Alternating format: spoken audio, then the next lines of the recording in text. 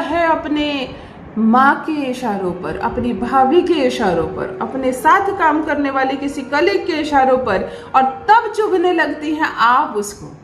क्या मैंने कहा? अपनी माँ के इशारों पर। हाँ, कोई भी लड़का अपनी माँ की बात मानता है और इसमें क्या बुरी बात है? माँ है, वो जन्म दिया है उसने, इतना बड़ा किया, तुम्हारे साथ विवाह किया। अगर बच्चा अपने माँ का बात मानता है शादी के बाद भी, तो इसमें बुरी क्या बात है? कोई बुरी बात नहीं है। माँ माँ होती है, माँ का सम्मान सभी करते हैं, मैं भी करती हूँ, आप भी करती हैं, लेकिन माँ माँ बनकर ही रहे तो बेहतर है इस जीवन में।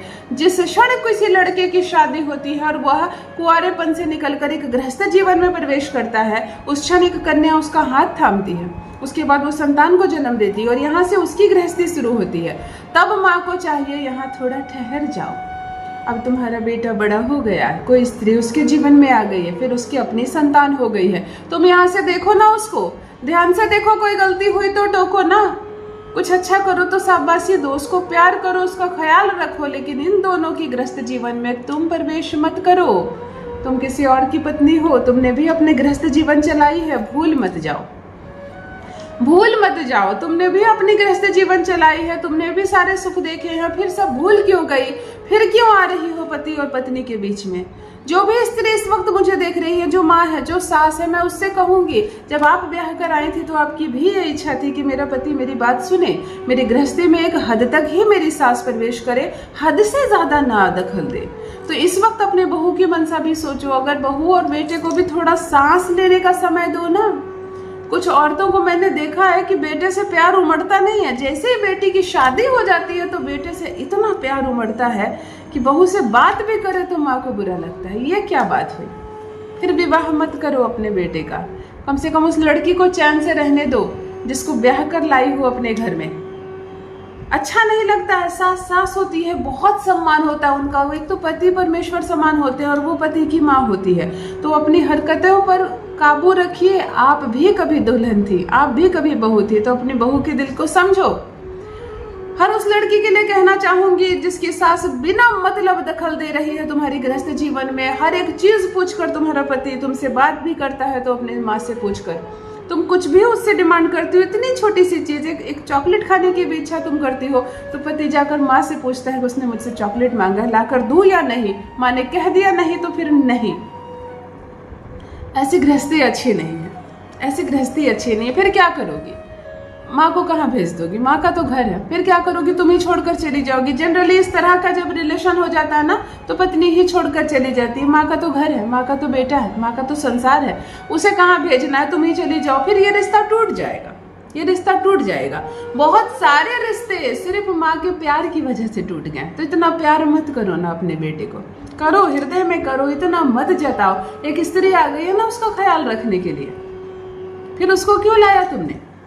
तो चलो, अगर इस तरह के झंझट में तुम्हारी भी गृहस्थी चल रही है, माँ कर रही है बेहद प्यार और कब्जे में रख रही है अपने बेटे को, और माँ तो माँ बर्दाश्त भी हो जाती है, कभी कभी जो बड़ी भाभी होती है घर की, बड़ी बहू होती है जो तुमसे पहले ब्याह कर आई है, उसने अपने देवर पर इतना कब्जा कर रखा है कि भाभी से पूछकर तुमसे बात करता है, भाभी से पूछकर तुम्हें हाँ या ना में जवाब देता है। तब चलो करते हैं अपने पति को उनकी माँ और भाभीियों के इस बिना मतलब के अनचाहे प्यार से दूर, ताकि तुम्हारा घर बस सके, तुम्हारा घर बस सके, तुम्हारी गृहस्थी सुख से बीत सके। इन सबके कब्जे से करना चाहती हो मुक्त अपने पति को, तो चलो पति के सर के बाल से करते हैं कुछ छोटा सा अद्भुत वशीकरण। तुम्हारा पति सिर्फ तुम्हारी बात मानेगा, सिर्फ तुम्हारी गुलामी करेगा, सबके प्यार को भूल जाएगा। प्यार करे, माँ है वो, माँ से माँ वाला प्यार करे, लेकिन तुम्हें ब्याह कर लाया है तो यहाँ से अपनी गृहस्थी जो प्रारंभ की है तुम दोनों ने, उस सफर को भी तो आगे बढ़ाना है। जान लीजिए प्रथम मैं कौन हूँ।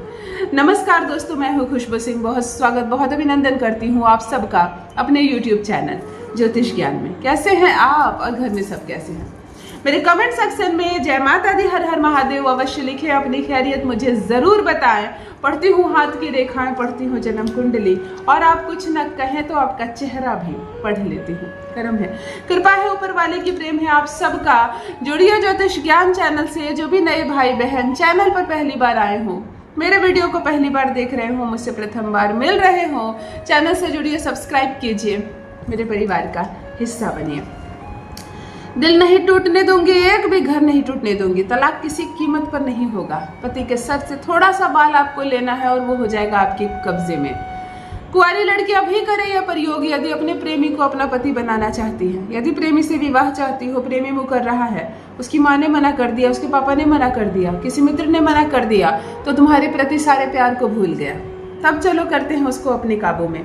तुम्हारी बोली बोलेगा, बारात लेकर आएगा, तुम्हें दुल्हन बनाकर लेकर जाएगा। आपको ये शक्तिशाली चंडालिनी वशीकरण है। आपको उसके सर के बीच के भाग से 5-6 बाल चाहिए। अब ये कैसे लाओगी, ये तुम्हारी मुसीबत। कैंची से बाल काट के लाओगी। अगर कंघी में उसके बाल झड़े हो तो वो भी चलेगा। एक दिन में ना कलेक्ट हो तो 2-3 दिन में भी कलेक्ट हो पति के 2-2 1-1 बाल भी, तो भी एक कागज में रखते जाना तो भी चलेगा। आसान कर दिया ना मैंने मामला। जिसके बाल है उसका असर करता ही करता है। 5-6 बाल पति के कलेक्ट करके रख लेना। एक सफ़ेद रंग का कागज लेना, जिसमें सफ़ेद कागज लेना, रंग क्या, लंबाई ज़्यादा हो चौड़ाई कम हो। अगर स्पेशली किसी ने बिल्कुल जीना हराम कर रखा है, जैसे सास ने, बड़ी जेठानी ने, जो पूरी तरह से काबू में रखती है पति को, तब उसका नाम ऊपर लिखना। अगर ऐसा नहीं है मामला, सिर्फ पति तुमको प्रेम नहीं कर रहा है, दूसरों की बातों में आ जाता है, तो फिर किसी का नाम मत लिखना। ऊपर पति का नाम लिखना, जोड़ का निशान देना, नीचे अपना नाम। और लगे कि पति भाभी के कब्जे में है, पति सास के कब्जे में, अगर इससे मुक्त हो जाए तो सब ठीक हो जाएगा, तो उसका भी नाम ऊपर में लिख देना, सबसे ऊपर कलम से।